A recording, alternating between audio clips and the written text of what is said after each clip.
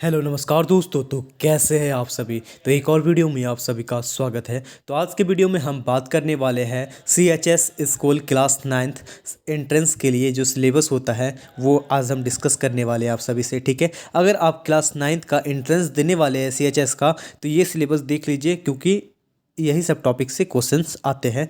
तो सबसे पहली बात मैं आप सभी को ये बता दूं कि अगर आप CHS एंट्रेंस क्लास 9 के लिए बैठने वाले हैं तो आपको क्लास 8 के NCERT बुक से पढ़ना होगा। अगर क्लास 8 NCERT बुक आप अच्छे से पढ़ लीजिएगा दोस्तों, तो बाकी आपको कुछ पढ़ने की ज़रूरत नहीं पड़ेगी। ठीक है, तो मेरा नाम है अमन सिंह और आप सभी का स्वागत है एग्ज़ाम टॉक विद अमन में, ए वे टू न्यू वर्ल्ड। तो चलिए शुरू करते हैं। तो जैसा कि आप सभी को पता होगा कि 5 सब्जेक्ट रहता है, सबसे 20-20 नंबर के क्वेश्चन पूछे जाते हैं। टोटल नंबर ऑफ क्वेश्चन 100 होते हैं और टोटल मार्क्स भी 100 होता है। ठीक है, तो सबसे पहले हम जो सिलेबस का बात करेंगे वो है साइंस। तो साइंस से जो पूछे जाएंगे वो है crop production and management, 2 number micro organism, friend and foe, synthetic fibre and plastics, materials, metal and non-metal, coal and petroleum, combustion and flame, conservation of plant and animals, cell structure and functions, reproduction in animals reaching the age of adolescence, force and pressure, friction, sound, chemical effects and electric current, some natural phenomena, lights, star and the solar system, pollution of air and water. तो काफ़ी easy syllabus है दोस्तों, बस आपको अच्छे से NCERT से इसे पढ़ना होगा। ठीक है, अब चलिए दूसरे मैथ्स की ओर बढ़ते हैं हम। तो मैथ्स का क्या है सिलेबस।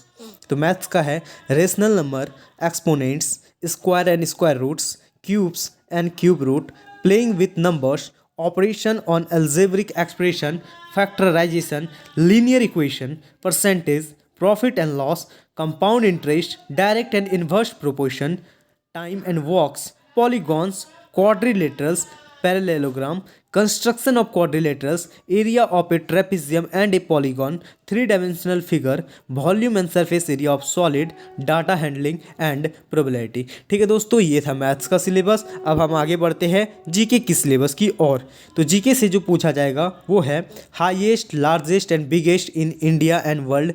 तो इस तरह से पूछा जाता है कि biggest elephant, largest place, highest, ये सब करके क्वेश्चंस पूछे जाते हैं जीके से।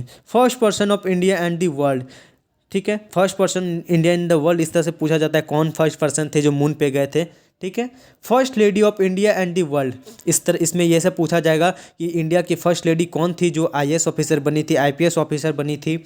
ठीक है, latest most highlighted current affair, अभी जो सबसे हाईलाइटेड करंट अफेयर्स चल रहे हैं उसके बारे में। तो अभी सबसे हाईलाइटेड कोविड का चल रहा है, तो सबसे ज़्यादा न्यूज़ उसी से आएगा। ठीक है, basic general knowledge of Uttar Pradesh, Uttar Pradesh का बेसिक जनरल नॉलेज आप सभी को होना चाहिए।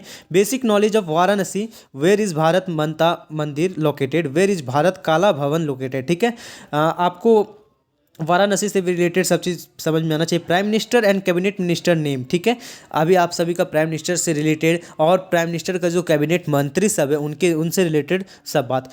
तो दोस्तों ये कैबिनेट मिनिस्टर के रिलेटेड मैंने वीडियो ऑलरेडी बना दिया है, अगर आपको देखना हो तो आप एक बार मेरा वीडियो सेक्शन चेक कीजिएगा। ठीक है, famous books and writer, awards and field, Indus valley and civilisation, Buddhism and Jainism, major battles, eras, kingdoms and dynasties, social and cultural awakening in India, solar system, interior of the earth. अब हम बात करेंगे हिंदी के बारे में।